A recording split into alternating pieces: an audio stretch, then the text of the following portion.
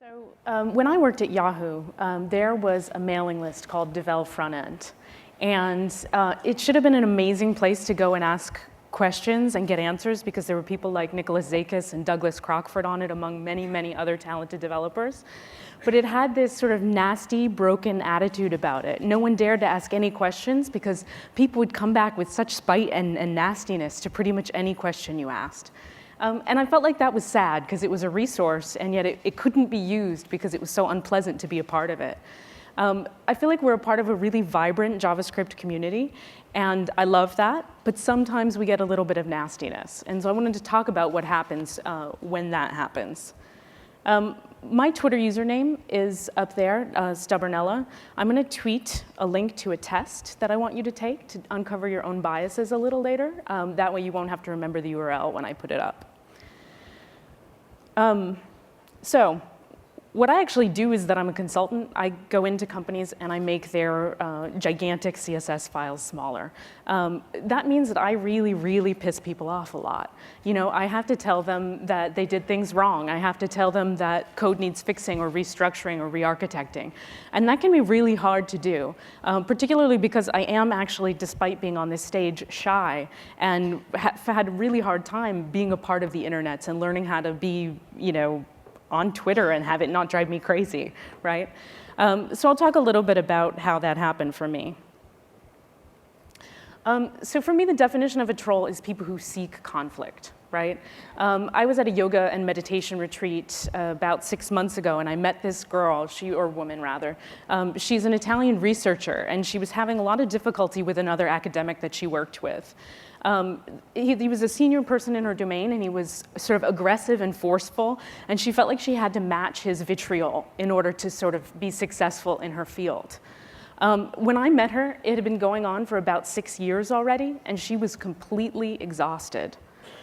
The thing she hadn't noticed is that some people are actually energized by conflict. What I noticed from her description is that this guy clearly thrived on conflict. The more she fought back, the more energized he became. It wasn't at all true for her. She thrived on collaboration and connectedness, and the more they fought, the more depleted she became, right? So she can't play by the same rules that he plays by. She can't play his game, or she's not going to have a good time in her field. She's not going to enjoy herself at all. So it's important to think about who you are and what kind of person you want to be on the web, right? You make the decision for yourself. If you're energized by conflict, go for it. Troll yourself as much as you want, and that'll work out for you. But a lot of us who aren't, that's just not going to be a good way to be. So one thing I've noticed is that trolls feed on attention, and you tend to get more of whatever you give your attention to. So that means, basically, if you only respond to asshats, your life is soon going to be full of asshats. This is one of my guiding principles, because I noticed that softer, gentler, more considered opinions tend to get lost in the fray. You know, we get that nasty jerk who sends us something, that quick, snappy reply, and we want to get on there and say something right away. Whereas we don't notice the 15 people who said something reasonable, thoughtful, and worth actually paying attention to. So I try to intentionally redirect my attention to the more interesting bits, honestly. Oops. Another thing to consider is that sometimes trolls are not 100% trollish. Someone can be only partial troll. For example, this highly scientific graph, right? So here's an example of an email that I got. It's not an exact email, but it's a sort of amalgam of many emails I've gotten. This is stupid. You have no idea what you're talking about. The padding in the first example should be a margin to avoid an IE7 bug. Okay, there's a lot going on in there. There's some useful stuff, there's some less useful stuff. Some trolley bits, which I've now crossed out, and some other bits that I think we should pay more attention to.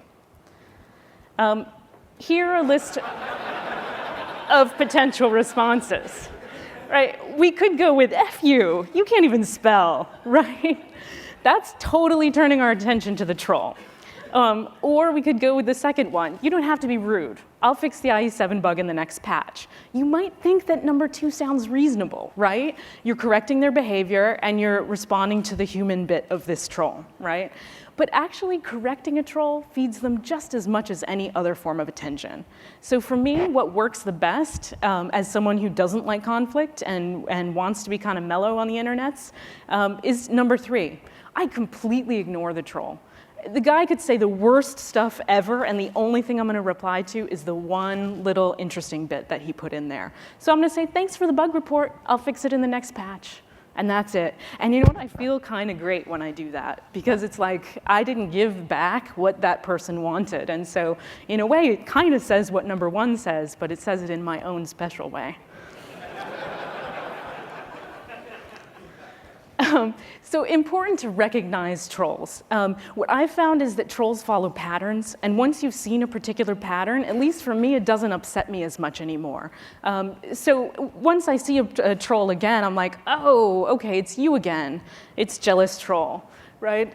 Jealous troll says, I did everything you did 5 years ago and better, right? Poor jealous troll just wants attention. You know, they don't mean anything by it. So jealous troll, I say, oh my God, that's fantastic, because if smart developers faced with the same problems are coming to the same conclusions, that must mean we're on the right path, right?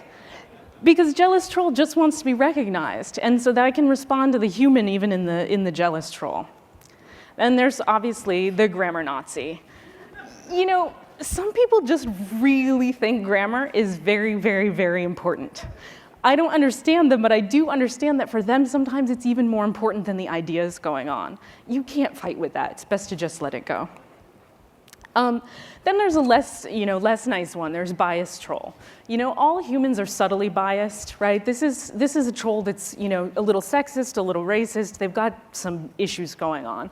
Basically, they've got a giant blind spot for a certain kind of person, and they can't see whether they're treating people fairly, and they can't really be compassionate to a certain group of people. I would also bring up the opposite side of this, which is the anti-bias troll that sees bias everywhere and trolls people for supposed bias, right? So I think these two trolls really like to play against each other and basically turn our community into a giant pool of muck, and that's really unfortunate. And I'm not 100% sure what we should do about those kinds of trolls yet, but anyway. Then there's scary troll. Scary troll makes me hesitant to even do this talk here today. This kind of an email, how long are you gonna lead the web astray before you just up and disappear? I've gotten that kind of email several times, right? And I'm not sure what to do when I get that kind of actual nasty, kind of scary stuff, the I know where you live, blah, blah, blah. That's unfortunate, right? That kind of stuff even happens on the internet. For that kind of stuff, what I really like to do is ideally get some support, but without feeding the trolls. Go offline, go to the community, let them know what's going on, and try to be clear about how to handle it as a community together rather than feeling like you have to handle it alone. Next up, I want to talk about internal trolls. They're a little harder to identify, right? Because they're the troll inside, and we all have a sort of vested interest in believing that we're not asshats. But unfortunately, we are actually all trolls sometimes. What I found is that internal trolls actually feed on inattention. So sort of the opposite of the external troll. If you want to not be trolly, you have to actually be willing to notice how you are and your behavior on the internets. So a few years ago, I wrote an article on my experiences as a woman in tech on my blog, and I had no idea that that would bring out the trolls, because I'm kind of naive that way, and I write things, and then I'm like, what have I done? So it was amazing because I met a ton of cool female developers that I otherwise would not have even known existed, and it generated so many comments that for 3 or 4 days, I was basically just moderating enormous opinionated blog comments. Someone in the comments basically linked to something called the project Implicit. And since I'm a data geek, I thought, fantastic, I want to see what I can learn about the state of my brain. Project Implicit is a way of uncovering bias. It teases out our brains. It's like a mental timing attack for your brain, which is really, really cool. Again, I think I tweeted it already, or I will tweet it afterwards, so you can get a link to that and try it out yourself. The first thing I did was I tried the racism one. So it has you sort, black people to the left and white people to the right. And then it has you sort happy words to the left and unpleasant words to the right. And then it has you combine the bins.